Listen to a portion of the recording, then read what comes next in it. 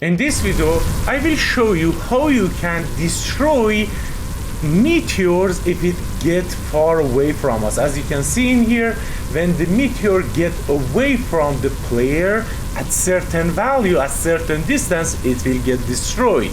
Let's see how we can do that. One thing that we want to do on this event tick, every frame we want to check if the distance between this meteor and the player is more than some value. We want to destroy it because it's not on the screen anymore.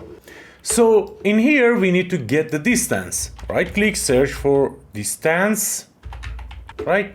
The distance vector. First it need the location of our meteor, so we can get actor location. This will give us the meteor location, and next it need the player location. We have lots of way to do that. We can just say bp player and get it, and with that we can get the actor location off of it, right? Get actor location. Now this will give us the distance between the meteor and the player. Now we want to say if this distance was more than certain value, for example 1000, let's just put it there.